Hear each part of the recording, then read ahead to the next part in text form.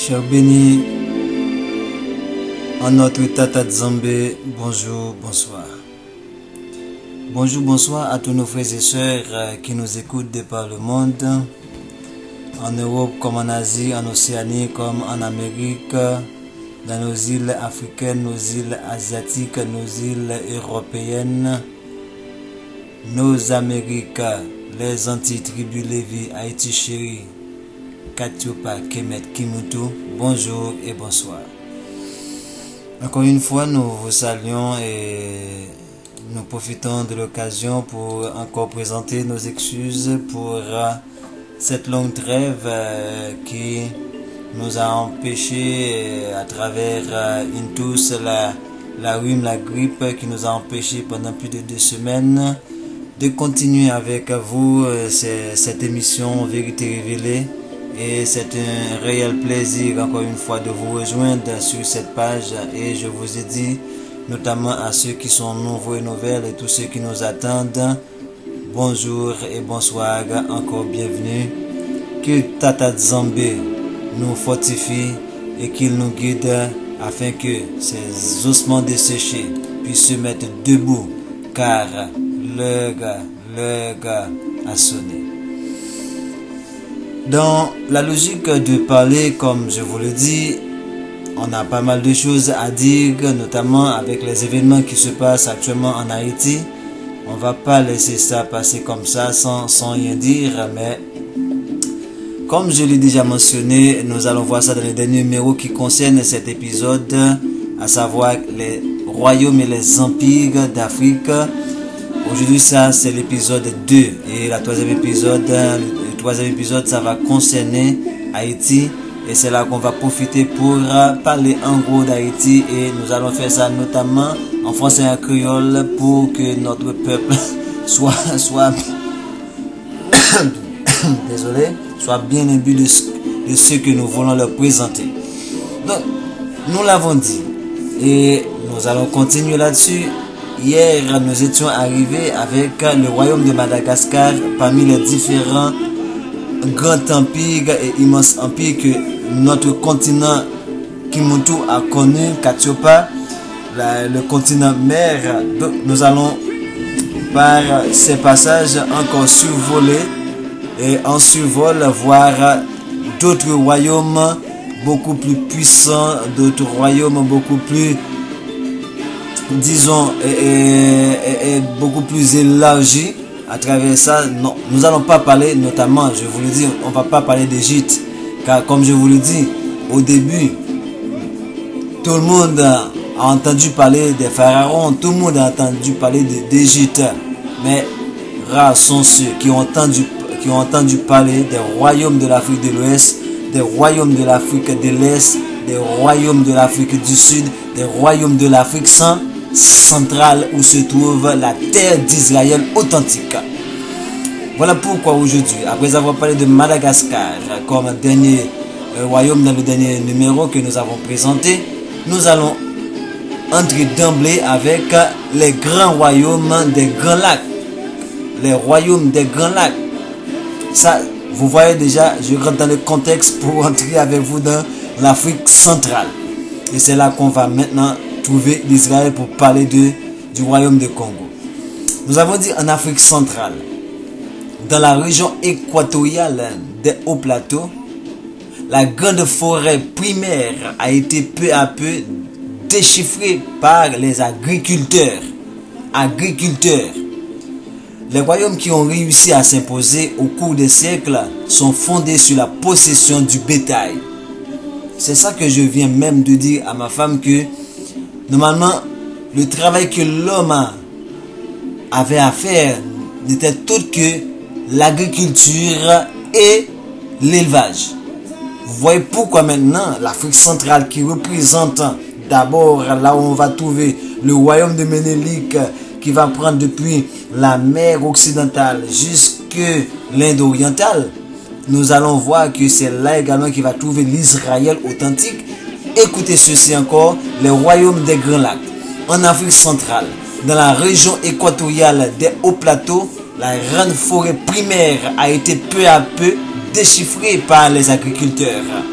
les royaumes qui ont réussi à s'imposer au cours des siècles sont fondés sur la possession du bétail. Les conditions climatiques ont longtemps constitué un obstacle à l'évolution des sociétés. Mais les techniques métallurgiques connues et employées depuis 2000 ans, mais les techniques métallurgiques sont connues et employées depuis 2000 ans, avant Christ même, la personne de Christ dont l'Occident parle ou la Bible parle. Dans cette partie du continent, à savoir l'Afrique centrale, ont permis aux agriculteurs itinérants de déchiffrer les clairières de la grande forêt primaire qui n'étaient habitées jusque-là que par des groupes de chasseurs-cueilleurs dont les pygmées sont les descendants. Les pygmées, il y a une vidéo sur les pygmées que vous pouvez aller voir. Les Bassa, les pygmées, tout ça. La culture du sorgho, puis de l'igname, favorisa l'augmentation de la population. Et les espaces déchiffrés laissés en jachère permirent l'introduction de l'élevage en provenance du nord. Ouanga, fondateur du Kitara. La légende fait du Kitara le premier royaume ayant gouverné la région en donnant un rôle dominant en possession aux possesseurs de bétail. Je m'excuse. Jusqu'à présent, vous voyez là, tout c'est encore là. Mais on n'a pas le choix. On doit être debout parce qu'on est cette armée de zombies, ces ossements desséchés sur lesquels les os, les nerfs sont de nouveau en effervescence. On dit la légende fait du Kitara le premier royaume ayant gouverné je m'excuse, la région en donnant un rôle dominant aux possesseurs du bétail. D'après la tradition orale, Ouanga, l'ancêtre fondateur, avait 3 fils appelés Kana, qui signifie petit-fils. Afin de leur donner un nom, il les mit à l'épreuve, confiant à chacun un pot de lait à transporter. Le plus jeune en perdit un peu, mais en demanda à ses frères. Le deuxième en renversa la moitié et l'aîné tomba à terre en perdant tout. Ouanga décida que ce dernier ne serait bon qu'à s'occuper des cultures. Au deuxième, on confiait les soins du bétail. Quant au premier, le plus malin, il dirigeait les 2 autres. Le royaume du Buganda. Buganda. C'est pas Ouganda, c'est Buganda. L'origine de ces premiers royaumes est mal connue. Les traditions évoquent l'arrivée des Chouésis, des pasteurs de la vallée du Nil. Au XVIIe siècle, le Buganda, un des vassaux du royaume du Bonyoro dans l'Ouganda actuel, s'émancipa sous la conduite de son souverain qui portait le titre de Kabaka. Situé dans une région au sol fertile, bordée à l'est par le lac Victoria, regardez bien, bordé à l'est par le lac Victoria, le Buganda entra en contact avec les marchands musulmans, échangeant de l'ivoire contre des cantonades. Dans la seconde partie du 19e siècle, les premiers explorateurs, exterminateurs barbares européens y furent accueillis avec beaucoup d'égards. Vous voyez, on accueille toujours les barbares avec hospitalité, avec respect, pensant que c'est des êtres humains. Mais ce n'est tout que des exterminateurs, des barbares. Maintenant, le royaume, toujours dans le royaume du Grand Lac, On parle maintenant du royaume du Rwanda.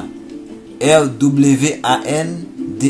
Du royaume du Rwanda. Le royaume du Rwanda.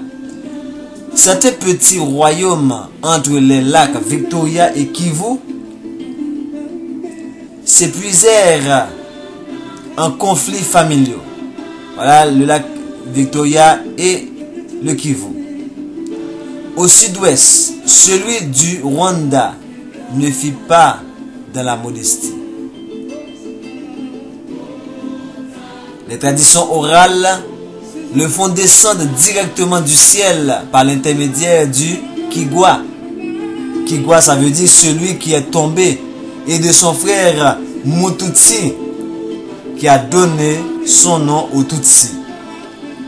Jusqu'à l'indépendance, la société rwandaise resta divisée en classes sociales sur le modèle imposé par Rwanda, le roi légendaire du Kitara. Ça, c'était les royaumes du Grand Lac. Maintenant, parlons du royaume du Congo.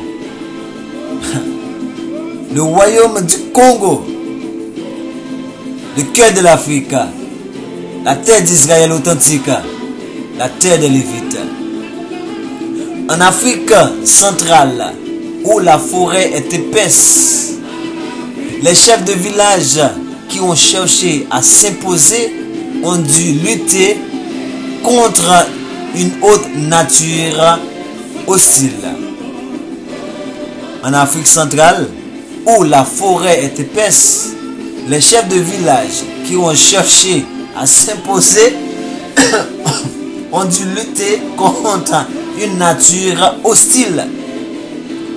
Souverains prestigieux, au destin parfois tragique, on les appelle les rois forgerons, maîtres en matière de fabrication d'outils pour déchiffrer la forêt. Parce que c'est de l'agriculture qu'on doit vivre. Les échanges avec le Portugal. Le Congo va échanger avec le Portugal.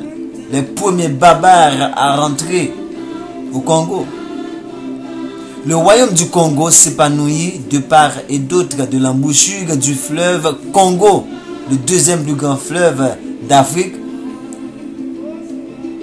Ok? On dit le royaume du Congo s'épanouit de part et d'autre de l'embouchure du fleuve Congo grâce à Ntinu Wene, un homme à la poigne de fer. En contact avec le Portugal dès le 15e siècle, le Congo devient vite le plus grand État de la région. Fort de ces échanges commerciaux, 2 points, plantes comestibles importées d'Amérique, huile de palme locale, ivoire et coris, monnaie de coquillage ramassée sur la côte. C'est en cherchant un passage pour pénétrer dans l'océan Indien que les Portugais ont découvert le Congo par le biais de ce qu'on appelle Angola, Gabon. Les premières relations donnèrent lieu à des échanges d'ambassadeurs entre Lisbonne et Mbaza Congo, la capitale du royaume. Des jeunes Congolais partirent même faire leurs études en Europe et en 1513, un des fils du roi de l'époque prononça un discours en latin devant le pape. Mais, en raison de la distance, les communications entre les deux pays restaient rares. Et les représentants du Portugal, les commerçants et les aventuriers, finirent par prendre tous les pouvoirs. Ils surveillaient le royaume à partir de l'île de Sao Tomé. Voici l'île de Sao Tomé, au large qui leur servait d'entrepôt d'esclaves. Sous la pression des Portugais, le Congo finit par devenir un vassal du Portugal. Il fut même obligé de livrer des esclaves capturés dans les pays voisins. Mais en 1665, quand les Portugais lui imposaient de livrer des esclaves congolais et de dévoiler l'emplacement de ses mines, le souverain du Congo, Antonio Ier, refusa. Son armée fut vaincue et sa tête ramenée à Luanda, la future Luanda, devenue elle aussi un comptoir portugais. Les Laounda, c'est des aspects du royaume. Les Laounda. À leur arrivée au Congo, les Portugais entendirent parler de puissantes chefferies à l'intérieur du bassin du Congo. Les Luanda constituaient, c'est pas Laounda, c'est Luanda. Les Luanda constituaient la plus dynamique, dominant la région correspondant au Katanga, au sud du Congo, Kinshasa. Ils devaient leur réputation au gisement de cuivre qui leur avait fourni la matière pour créer une monnaie. Au XVIIIe siècle, ils étaient les maîtres du commerce entre le Congo, dominé par les Portugais, pourvoyeurs d'armes à feu. Vous voyez, c'est eux qui ont amené l'arme à feu, le fusil et la Bible. Et on dit, au XVIIIe siècle, ils étaient les maîtres du commerce entre le Congo, dominé par les Portugais pourvoyeurs d'armes à feu, et les côtes de l'océan Indien, où ils contrôlaient l'utilisation des courrices qui risquaient de concurrencer leur monnaie de cuivre.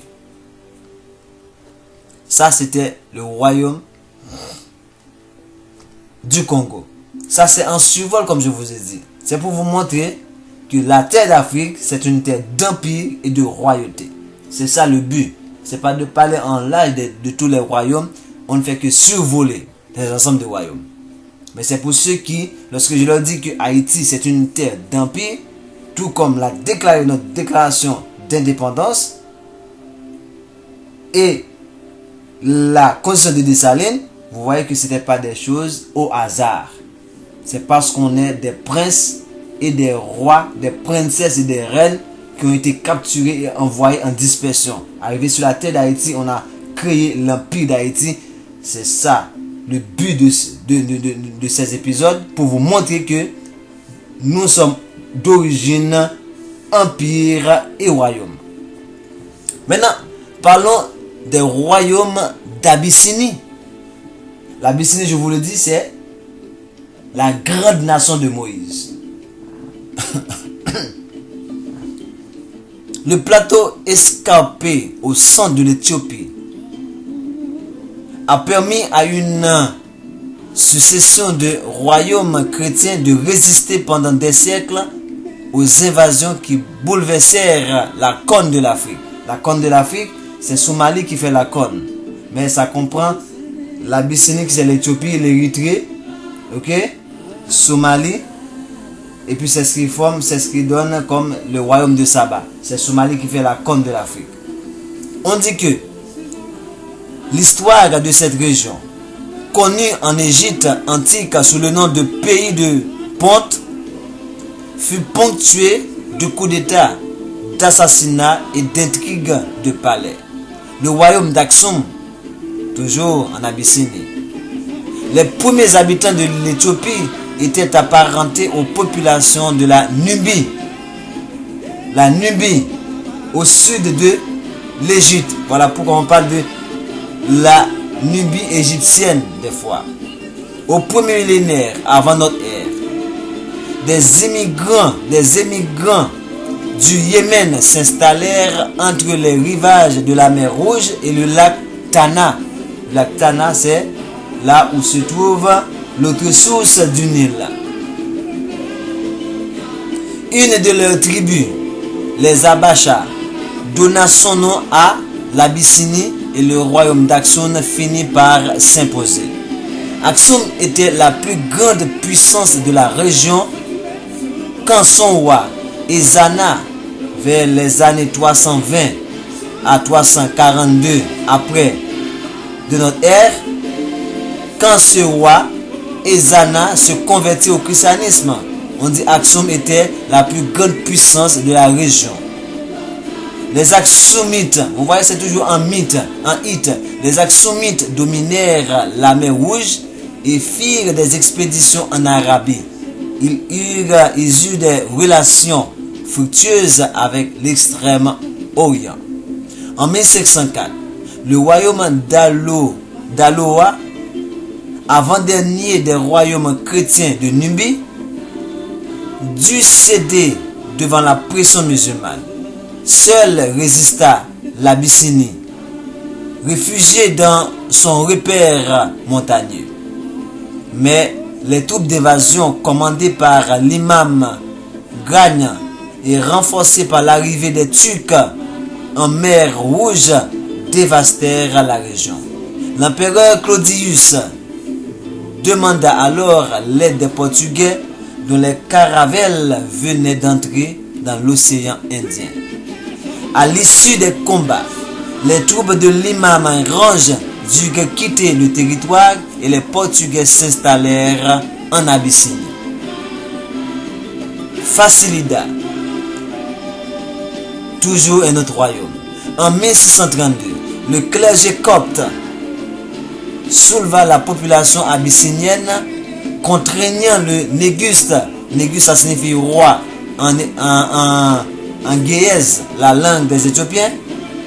On dit en 1632, le clergé copte souleva la population abyssinienne, contraignant le Néguste, le roi, nommé Sousnéos, à abdiquer et à expulser les jésuites portugais. Son fils Facila c'était le fils du Néguste. De 1632 à 1667, se fit construire une capitale à Gondar. Gondar, c'est au nord du lac Tana. En diplomate habile, Facilada nuit des relations avec les Turcs, devenus les maîtres de la Méditerranée, et avec le grand Mongol, dont l'autorité s'étendait sur la plus grande partie de l'Inde. Facilada et ses successeurs enrichirent Gondar de palais édifiés et décorés par des artisans indiens et arabes. Ménélika, c'est Ménélika, roi du Showa, une province du sud du lac Tana, qui édifia l'Éthiopie moderne. Ça veut dire c'est le dernier Ménélika. Parce que après, on va avoir, c'est le dernier Ménélik, disons mieux, parce que le tout dernier, même s'il ne va pas s'appeler Ménélik, c'est Haïlé Sélassié, mais on a Ménélik, roi du Showa, une province au sud du lac Tana qui édifia l'Éthiopie moderne.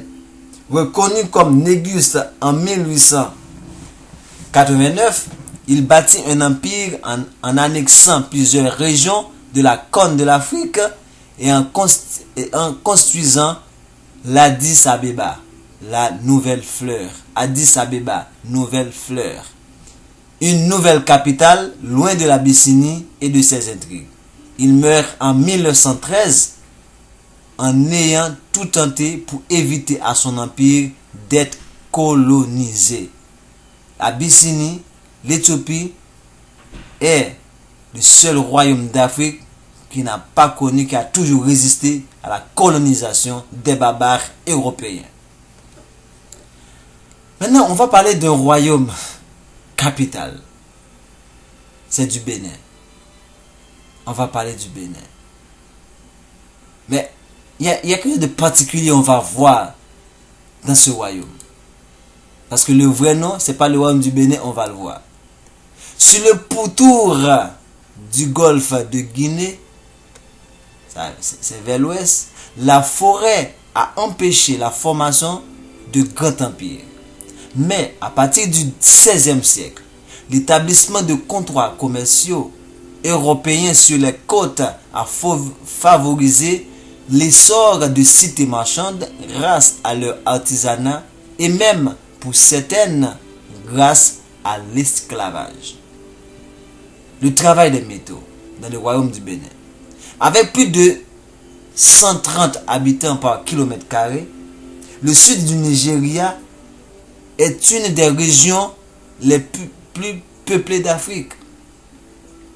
La culture organisée de l'igname depuis 6500 ans semble avoir favorisé cette forte densité de population.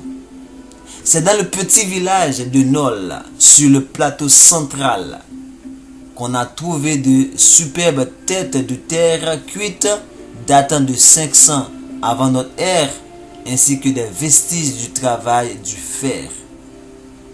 Ses connaissances en métallurgie ne cessèrent de s'améliorer pour aboutir à la confection de masques en bronze ou en laiton, véritable œuvre d'art.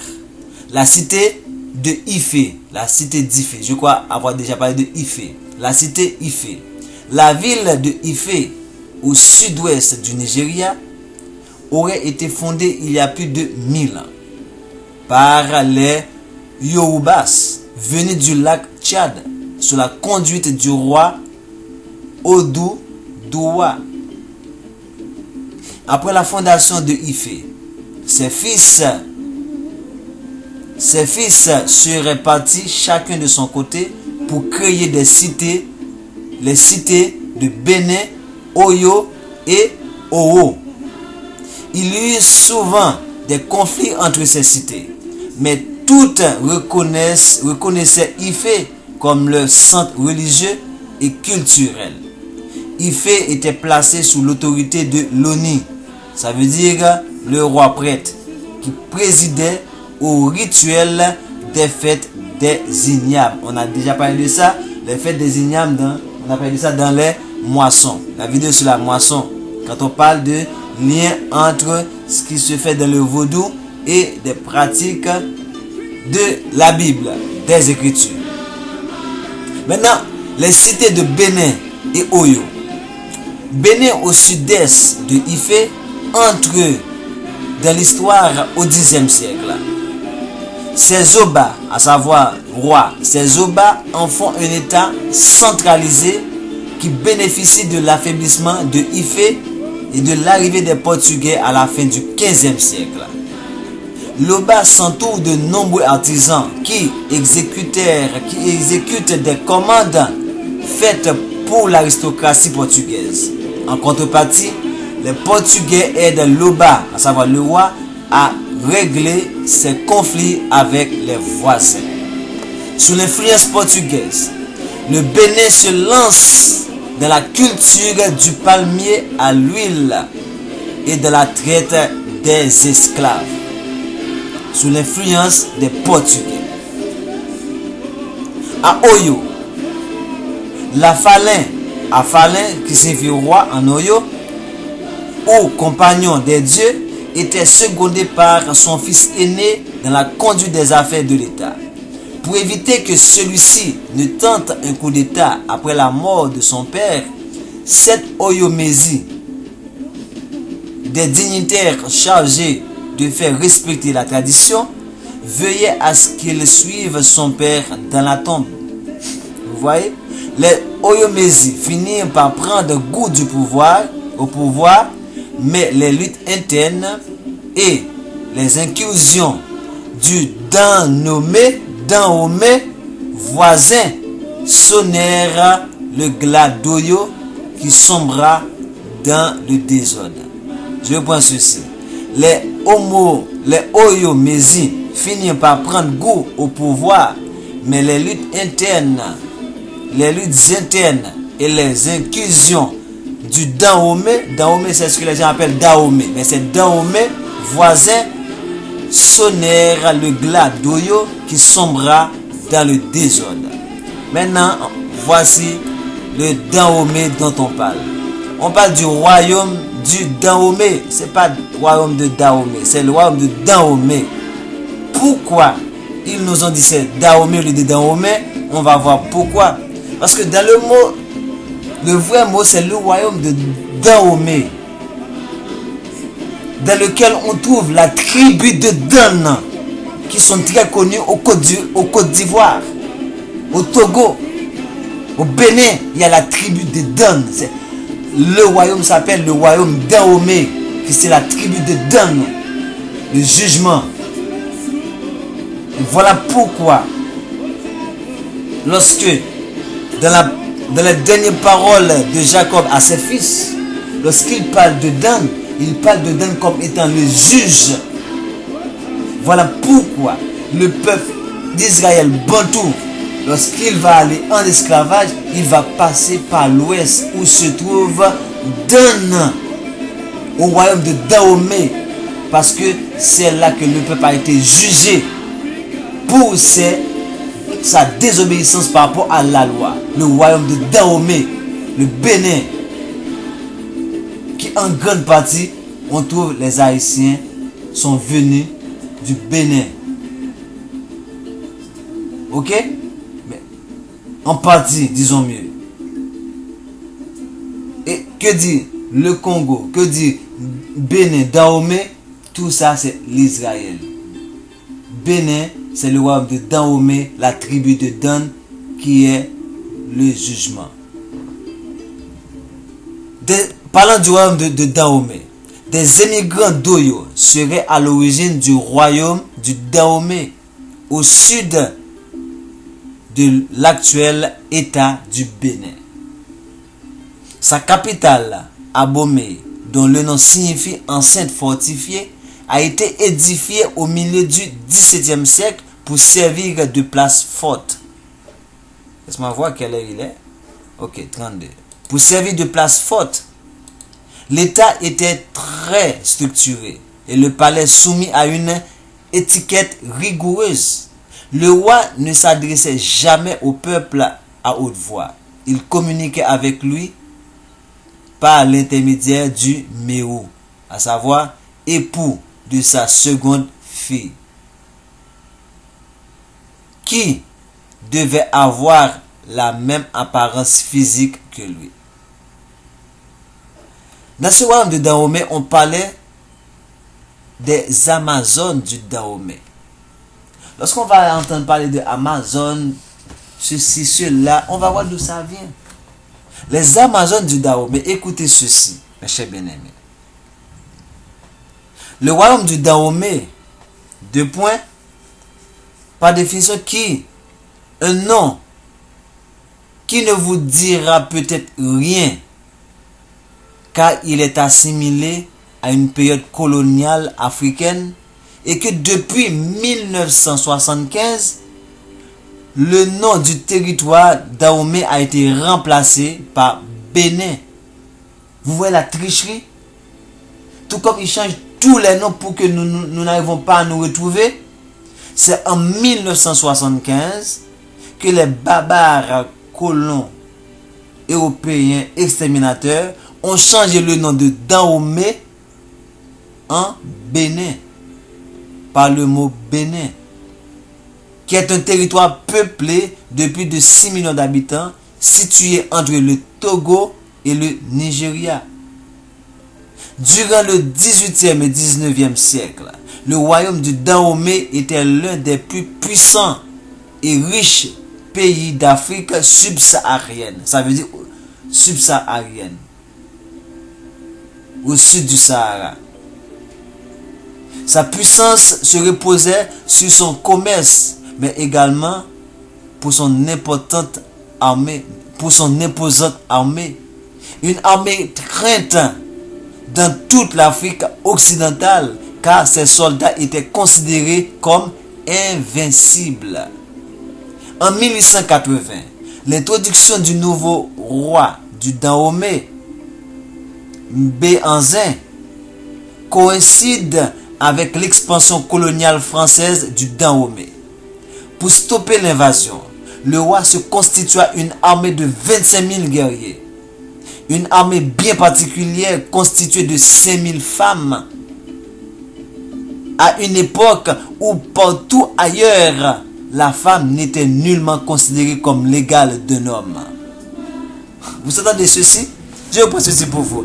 En 1880, l'introduction du nouveau roi du Dahomey béanzin coïncide avec l'expansion coloniale française au Dahomey. Pour stopper l'invasion, le roi se constitua une armée de 25 000 guerriers. Une armée bien particulière a été constituée de 5 000 femmes à une époque où partout ailleurs dans le monde, la femme n'était nullement considérée comme l'égale d'un homme. Sauf alors en Haïti, parce qu'en Haïti on a dit, tout homme est né libre et égaux en droit. Ces 5000 guerrières prénommées les Amazones du Dahomey, voilà d'où vient le mot Amazon que vous entendez, il y a même des sites Amazon, blablabla. On dit ces 5000 guerrières prénommées les Amazones du Dahomey étaient les soldats les plus craintés. Étaient les soldats les plus craintés et les plus respectés de l'armée du roi au-dessus des hommes. Les Amazones du Dahomey étaient recrutées à l'adolescence parmi les femmes les plus saines et les plus fortes du royaume. Elles subissaient quotidiennement un entraînement rigoureux et spécifique développé par les Dahomiens. Développé par les Dahomiens. Quelques-uns de leurs exercices constituaient notamment à traverser une construction d'épines à 3 reprises en étant nu jusqu'à la taille, ou à tuer un taureau à main nue. Vous voyez des femmes, hein? En plus de ces entraînements spéciaux, les Amazones du Dahomey faisaient vœu de chasteté et de fidélité au roi, car à l'origine, elle assurait la garde personnelle du roi. Ces guerrières étaient parfaitement disciplinées et faisaient preuve d'un grand courage au combat. Emportées par leur énergie inépuisable, elles étaient bien souvent considérées comme étant invincibles par leurs adversaires. À de nombreuses reprises, des soldats de l'armée coloniale française ont eu à combattre ces femmes au courage exceptionnel, tel que le 26 octobre 1892. Jour symbolique où l'armée du roi lança sa dernière offensive au village de Kotopka, occupé par les colons. L'affaire à l'époque avait fait grand bruit dans la presse française de par la défaite de l'armée coloniale et la nouveauté de retrouver des femmes dans une armée. Un des journaux français de l'époque, le Petit Journal, avait qualifié les Amazones de femmes combattantes avec une énergie surprenante et un mépris total de la mort. La chute du royaume et l'exil du roi béanzin à la conquête définitive de l'empire colonial français mit un terme au corps de soldats féminins des Amazones du Dahomey. Il nous reste à vous parler de 2 autres royaumes. Il est quelle heure? Il est 38, on va continuer. Maintenant, pour terminer, nous allons vous parler du royaume de Swahili. Depuis près de 3000 ans, l'océan Indien est un important centre d'échange.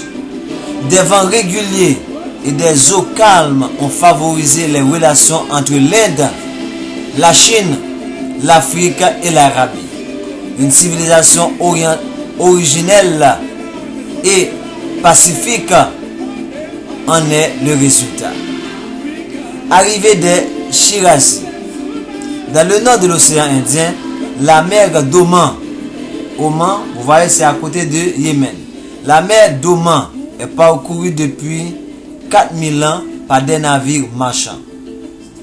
Les premiers allèrent chercher dans la corne de l'Afrique l'encens, parce que c'est l'Éthiopie qui est la base de l'encens. C'est la terre d'origine. L'encens et les épices pour la Mésopotamie et l'Égypte. Puis les marins grecs profitèrent des vents de la mousson pour faire des échanges sur les côtes africaines. À la fin du 7e siècle, vous voyez, 7e siècle, ce sont les marchands arabes qui établissent des comptoirs commerciaux dans les îles et sur les côtes.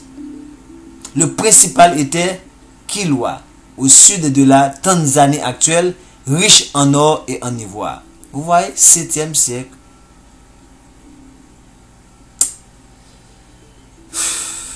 Et puis maintenant, c'est des babas européens qui pensent pouvoir nous civiliser alors qu'on était des empires extraordinaires. Vers 950, vous voyez, 950, des troupes religieux de Achiras en Perse poussèrent une partie de la population commerçante à trouver refuge sur les côtes africaines. Ces émigrants appelés Shirazi construisirent des palais et nuèrent des relations dans le monde musulman. Construisirent des palais.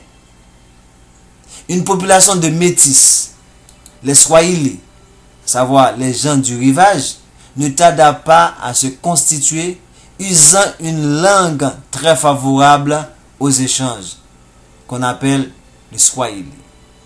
Le commerce Swahili connut son apogée au XVe siècle avec l'arrivée sur les côtes africaines de jonques commerciales chinoises. Vous voyez? Vous voyez? L'Europe pense pouvoir nous faire la leçon maintenant. Zanzibar. L'arrivée des caravelles de Vasco de Gama en 1498 sonna le glas de la prospérité swahili qui ne put résister aux armes à feu occidentales. Vous voyez, ils viennent avec des armes. Ce sont des barbares pour exterminer et s'accaparer. L'océan Indien passe sous la domination portugaise, hollandaise, puis anglaise au XVIIe siècle. Vous voyez? En 1840, le sultan d'Oman transféra sa capitale dans l'île de Zanzibar, au large de la Tanzanie. Vous voyez l'image. Sous la protection des Anglais, il exploitait le clou de girofle et faisait commerce de l'ivoire exporté en Europe. Ouais. L'Europe qui se construit actuellement, qui se disent pays industrialisés, les Européens, ce sont des accapareurs, des exterminateurs, des barbares qui sont allés en Afrique comme en Amérique, en Haïti notamment, prendre nos richesses et maintenant se disent de nos jours les pays industrialisés, les pays les plus riches, les pays les plus développés, mais qui ne disent jamais qu'ils sont les voleurs, qui sont des barbares, qui sont des exterminateurs, qui sont des fils du diable même. En 1898, l'interdiction de l'esclavage et la mainmise de l'Allemagne sur les possessions continentales du sultan marquaient la fin de la prospérité de l'île. Vous voyez, tous, ils ont pris leur part. Tous. Après, vous allez dire, ils sont innocents. Innocents, vous allez voir bientôt si vous êtes innocents. L'archipel des Comores. Le nom des Comores vient de l'expression arabe Jazair el-Kamar, les îles de la lune. Ça signifie Jazair el-Kamar signifie les îles de la lune. En se mariant avec les filles des chefs des quatre îles de l'archipel, les émigrés Shirazi arrivèrent au XVIe siècle, fondèrent les sultanats, encore à la tête de ces îles aujourd'hui. Ces sultans qui vivaient du commerce des épices et parfois de piraterie ne cessaient d'être en conflit les uns avec les autres. Par ailleurs, les habitants devaient se défendre contre les raids des pirates de Madagascar qui débarquèrent souvent à l'improviste pour emmener la population en esclavage. Maintenant, pour terminer, le royaume, l'empire Zoulou. Il y a 200 ans, l'Afrique australe a connu de grands bouleversements. Par exemple, des populations se sont combattues pour prendre possession de la terre. Cette période est restée connue sous le nom de Mfekane, l'effondrement ou l'affrontement. Le Mfekane a d'abord opposé des peuples d'éleveurs bantous, puis les Zoulous des Boers. Chaka, à la fin du 18e siècle, des pasteurs bantous, vous voyez, lorsqu'on parle de peuple Zoulou, on parle des bantous. Lorsqu'on parle de l'Afrique du Sud, c'est bantou. Au 18e siècle, des pasteurs bantous, les Nguni, arrivèrent au nord et s'installèrent au bord de Zambèze, du Zambèze. Dans un de leurs clans, celui des Zabatétois, naquit un enfant bâtard, fils d'un des chefs et d'une danseuse rencontrée au marché. Humilié dès l'enfance, Chaka dut aussi faire face à la jalousie. Le jour où il tua de ses mains un lion qui avait fait fuir tous les villageois.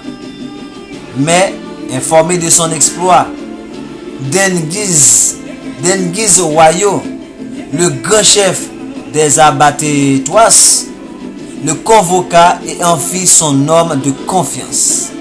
À sa mort, Chaka prit sa place. Allez voir le film Chaka Zulu. Les Zoulous, peuple du ciel. Zoulou, ça signifie le ciel. Être chef des Abatétois ne suffit pas à Chaka. Exterminant ses ennemis, sauf les plus jeunes, à condition qu'il s'enrôle dans son armée, il rassembla tous les Ngunis séparés en petits clans, souvent en conflit. Il les obligea à abandonner leur nom et leur dialecte maternel pour s'appeler désormais les Zoulous, le peuple du ciel. Zoulou signifie le peuple du ciel. Il organisa son armée en régiment de plus de 1000 soldats d'une même classe d'âge, on appelle les impies. Chaka était implacable envers les Pérus. Pour obliger ses soldats au combat corps à corps, il avait fait remplacer les lances par de courtes saguets à l'âge lame, des haches et un bouclier. Au retour d'une expédition, il fit exécuter ceux qui étaient revenus sans leur saguet. La tactique favorite de ce chef de pasteur était celle des cornes de buffle. Elle consistait à harceler sans cesse l'ennemi pour le rabattre à la manière des deux cornes d'un buffle contre des soldats zoulous aguerris qui le décimaient. Les victoires de Chaka firent aussi sa pète, car ses excès et sa tyrannie lui avaient aliéné jusqu'à ses plus fidèles lieutenants qui firent sécession. En 1827, à la mort de sa mère, il décréta un deuil d'1 an, interdisant à quiconque de boire du lait et aux personnes mariées de vivre ensemble. Sous la direction de Nzili Kazi, un groupe n'acceptant pas le célibat s'enfuit vers le Zimbabwe avec des jeunes filles et fonda le peuple Matabele. Chaka mourut victime d'un complot. Mais il faut dire avec précision C'est grâce avec la technique que Shaka Zulu va employer pour faire la guerre qui va permettre au moins au peuple Zulu d'affronter les Anglais. Même si les Anglais ont fini par coloniser le peuple Zulu, l'Afrique du Sud, mais avec ces techniques dont Shaka leur avait montré, avant de prendre nos terres, on a tué des milliers. C'est ça, l'Afrique. L'Afrique n'est pas la terre dont vous pensez. L'Afrique n'est pas la terre dont l'Occident vous présente.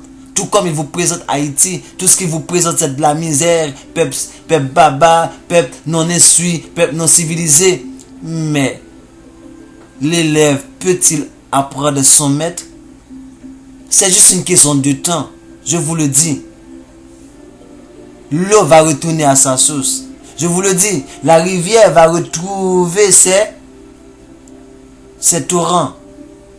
Sa course, la rivière va reprendre ses rouages. Vous inquiétez pas. Il est juste question de temps. L'Occident, profitez autant que vous pouvez. C'est juste une question de temps. Il a été prévu pour un temps de nous humilier. Il est aussi prévu pour un temps de reprendre nos revanches. Car le film Simba que vous avez fait en dessin animé, vous savez de quoi vous parlez. Le roi sera de retour. Les rois seront de retour dans leur terre natale. Et c'est ça que vous avez peur. Parce que vous vous accaparez de l'Afrique. Parce que vous voyez que c'est la terre de la richesse. C'est la terre de la vie. C'est la terre de Zambé. Tout comme Haïti. Voilà pourquoi vous voulez vous accaparer. Partout où on est, vous êtes en train de nous exterminer. Mais je vous le dis, c'est juste une question de temps. Car de Esdras 6, verset 8-9 l'a dit. Ce monde est le monde de Édom, ce monde qui va disparaître. Mais le prochain monde à venir, c'est le monde de Jacob, de Ésaü. C'est le monde où le peuple de Zambé va être à sa place. À sa place. L'Afrique retrouve sa beauté. Le peuple africain retrouve sa beauté. Et sa splendeur, et sa grandeur, et sa dignité. Cette dignité qui est le porte-flambeau de notre peuple lévite, Haïti chéri, tribu Lévi, dont vous êtes la tête. Je vous le dis, debout l'armée de Zambé, car le réveil c'est pour bientôt. Un autre 1803 s'impose, un autre réveil s'impose, et je vous le dis, osement de sécher, l'armée de Zambé, debout, debout et debout. A très bientôt pour le dernier numéro sur Haïti, terre de royauté et d'empire, depuis la déclaration de l'indépendance par notre empereur Jean-Jacques Dessalines. Je vous aime tous, mon peuple, soyez courageux, soyez fiers d'être ce que vous êtes. Ne vous inquiétez pas, ne vous effrayez pas. C'est l'ennemi qui essaie de vous faire peur, mais nous sommes le peuple de Zambé. Le temps va venir, c'est juste une question de temps. Juste une question de temps. A très bientôt pour le prochain numéro.